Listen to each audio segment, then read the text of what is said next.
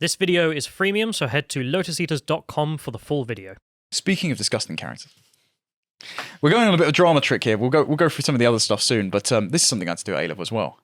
And it's on both the drama and English curriculum. Streetcar Named Desire. I don't know how familiar you are with this text at all. Well, I've seen the movie, or more than one movie, Right. but I've never actually read the play.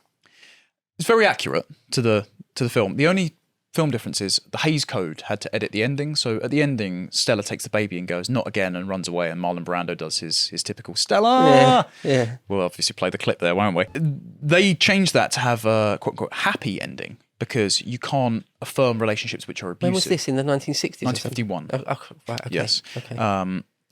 The interesting thing is, though, the happy ending there is the affirmation of post-war single motherhood. Right. So, no, definitely not. And then the problem I have with this play is that they don't give you the context of Tennessee Williams, his entire life, and why, when you're examining the play, you're taught that Stanley is absolutely the villain. And just for clarification, Stanley's rape of Blanche is obviously evil. Stanley's beating up his wife is obviously evil. But those feel like weird out-of-character interjections. They're almost like written in afterwards. Yeah, they to feel make sure, incongruous. we need to make him evil, so let's write Yes. that in. I don't know. Because it doesn't quite match up with his character. And I'm going to go through the Blanche-Stanley dichotomy to just see, was Blanche really that tragic a figure? Is she really just a moth to a flame drawn to her own destruction, or does she have some part to play in this? Just a bit of a background on Tennessee Williams. His entire career was enabled by FDR's artist grant subsidies from the New Deal. He was also a chronic alcoholic. Also hit on Richard Burton's 8-year-old son. Really? Yeah, he was probably a paedophile. Didn't know that one. Yeah, there's some interesting stuff about Tennessee Williams' life. And he also based Stanley on a straight guy that worked in his factory who he made a pass at and he didn't want. Like, the straight guy was like, "Oh, no thanks, man, come on." And he was like, "Right, okay, you're immediately my character. I want to demonise you." So he actually said he was Blanche. So he tried to make it Blanche tragic hero and he said, "I am Blanche Dubois." That's an exact quote from Tennessee Williams. The concerning thing about Blanche Dubois is that she's an entitled alcoholic, a compulsive liar, and she was sacked from her job as a schoolteacher for grooming teenage boys. Says, "They've got to keep me away from kids. I like young men." Yeah.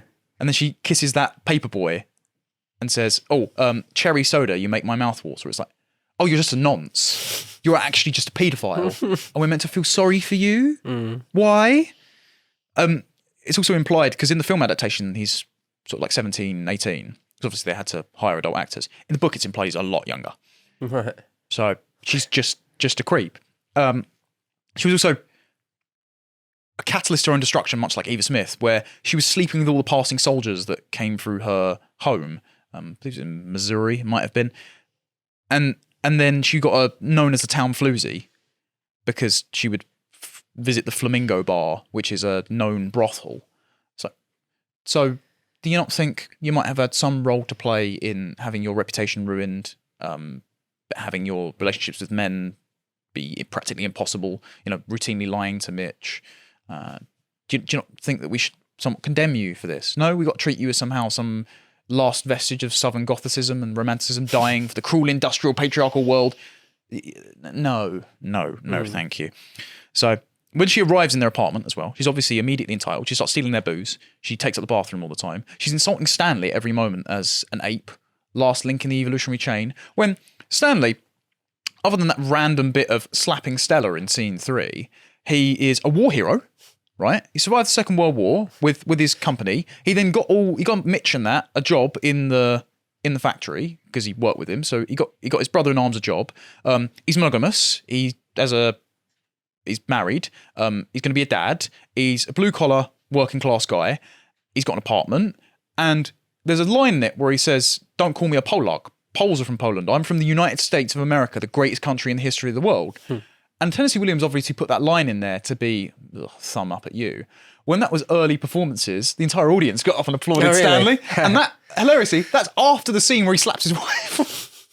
So it's really out of character for a man who seems to be an upstanding war hero, a hard-working, working-class guy, and entirely rational. He says, I like things to be truthful. I like the primary colours. I don't like this weird, abstracted subjectivism. I like things that are black, white, red, blue, and yellow. You know, I like things to be as they are, and that's why he comes into conflict with Blanche. It's really weird for him to be an upstanding, morally principled, hardworking guy to then just go beat his wife and rape his wife's sister. Doesn't make any sense. And I think it's been put in there to sabotage that, to contaminate that. It's the same way as Inspector Gould tells you, oh, but you led to her death. But objectively speaking, his behaviours, other than those two, which seem like out of character insertions, are positive. They're strong examples of why you should be a masculine role model. You should have male friends. You should be willing to sacrifice things for your community and your country. You should be a hard worker. You should be monogamous. You should have a roof over your head. You should have kids and you should provide for them and you should look after them. And you should celebrate that you've got a son coming into the world that gives your life meaning. It's like, and why would that man rape a crazy woman that he's hated for the entire play? He's just a man. That's what they do. Oh yeah, he's a gaudy seed bearer. I never actually had to study Streetcar for A level or anything, but like I say, I've seen the Brando film a couple of times. Yes. And my overriding impression of it is there's no one nice in this sort of thing. This is just a story of everyone in it is contemptible on some level, because you can't ignore the rape thing. No. Even if it was just inserted afterwards, who knows? Yeah. But I didn't know how disgusting Tennessee Williams was in his real life. I didn't know really any of that. Depraved. But it makes sense. It makes perfect sense, really, because, again, you watch the Brando film, and by the end of the film, I'm not thinking, that was a waste of my time. Like, who am I supposed to care about? Who do I feel sorry for? Or who do I like? Oh, none of them. That was my impression. That's always been my impression. But you're meant to sympathise with Blanche. Oh, you're supposed to absolutely sympathise with Blanche. I dependent on the kindness of strangers line is meant to be. Oh, isn't that so sad? And it's like, well, no. I mean, the reason Blanche as well is completely off her rocker is because she married Alan Gray, the young guy. I think it's 17 when they got married. Said, oh, he's very effeminate, very beautiful, and I caught him in bed with an older man. And then I went up to him on the dance floor when the polka tune was playing and said, you disgust me. And then he ran outside and shot himself. It's like, number one, okay, I don't think you were the one that tipped him over the edge on that, love. I think he might have just been very sexually repressed and sleeping with older men as a teenage boy. I think there might have been some problems in his early life there. But then Tennessee Williams himself did that. And so he was, chiefly concerned with depicting himself as tragic when his own behaviours were pretty morally reprehensible. And then he died alone as an alcoholic choking on a bottle cap. Yeah, and then they decided to talk about themes. And it's like, oh, yeah, she's a moth to a flame. She needs the lights papered over. Isn't she just a delicate southern belle who deserves to be insulated from our moral condemnation? And it comes right back to The Doll's House of the Tarantella, or telling us with Eva Smith's suicide that all of this chain of events is deterministic. You're being beaten over the head with the theme and the politics, but when you analyse the objective behaviours of the characters, they are contemptible. Now, the objective behaviour of Stanley, of course, was slapping his wife and raping Blanche, which, again, seems out of character, but they're in the play, so you can condemn Stanley. But then you're not meant to sympathise. If you're a rational thinking person, you don't sympathise with Blanche, even though you're meant to. She's made every wrong choice, and she's entitled, and she's insulting, and she's utterly delusional. And so, frankly, sticking her in an asylum was pretty much the compassionate thing to do.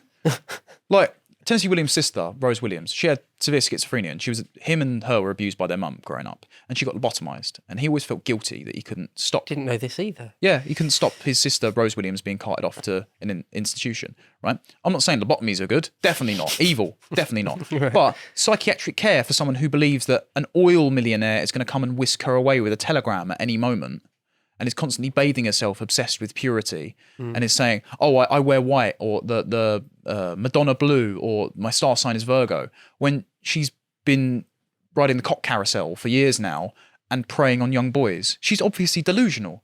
So let's put it this way, if the rape and the beating were removed from the play because they seem out of character, Blanche is obviously the villain. Right. And sticking her in an asylum should have been the celebratory moment. Right. But it's just Williams has to interject those things in there to make it seem like, the new blue-collar Americanism, which is degrading the sort of weird romantic subjectivism that I really like, and running roughshod over these very delicate people like Blanche, like me, because I am Blanche. That's what's contemptible. Do you know the alternate ending of the play as well was, throughout the play, there's stage directions that say Stanley's arrival is hidden by the sound of the locomotive train passing by. The original ending of the play was Blanche going to throw herself in front of the train. It's obviously meant to be, the patriarchy wins. It's like, what? So this entire play is written without logical causation. So you've interjected those bits of violence into Stanley's character to condemn what he stands for. And again, this is on a syllabus because it's trying to condemn to you Americana, masculine role models, male camaraderie, hard work, and just say, be a subjectivist, be a tragic figure who sleeps around. You shouldn't slut shame Blanche. How could you? Nonsense. Yeah. Baked So into I it. imagine that, of course, you're taught, again, I didn't do it at A level, but you are taught that she is a tragic Yes. heroine of some type. Yeah. Yeah. They say that actually she has been called the female Hamlet. But I take it, so the point I made about how no one's really likeable, at least to me, in the thing, I mean, that's okay. You can have characters, anti-heroes. Yeah.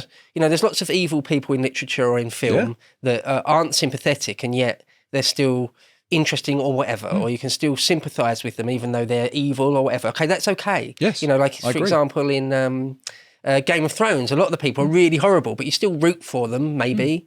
Right. Or you're interested in watching their actions. Right, like Jamie Lannister springs to mind. He's pretty, well, he gets better, but to begin with, he's really quite evil. But he's introduced as throwing a child from a tower because he wants to have an incestuous relationship with his sister. Yeah, but by the end of, well, at least I did, sort of, you sympathise with him. He seems to be, or he's at least compelling to watch. Right, okay. But with Streetcar, again, the Brando version I've watched, I'm like, I wouldn't want anything to do with any of these people whatsoever. I don't sympathise on any level with any of them. I don't blame you as well, because the actors in the Brando film, I mean, Brando himself was a rapist on camera during Last Tango in Paris. Oh, right, yeah. Like, he anally raped a woman with a stick of butter. Yeah. Disgusting, right? Also, apparently he's in a relationship with Richard Pryor. That was a well-known Hollywood secret. Yeah, weird bit of trivia for that. Just springing all these things on you. And then Vivian Leigh, who played Blanche, she was with Laurence Olivier for years. She was a nymphomaniac, very tragic. She couldn't hold down a relationship. And I believe she had some sort of psychiatric treatment. She might have been, it was electroshock therapy in a Surrey asylum in the UK. So she was very much like Blanche as well. And Brando ended up being like Williams' depiction of Stanley. So you're right. The people in this play are all contemptible for how they're depicted. But it seems that Stanley's character has to be completely derailed from what his modus operandi should be in order to make him contemptible. Whereas Blanche is contemptible from the outset, but Williams wants us to sympathise with her, and the curriculum tells you, isn't Blanche a tragic character? Isn't Stanley emblematic of the patriarchy? No. If you enjoyed this freemium preview, you can watch the full video at lotuseaters.com or click the link in the description.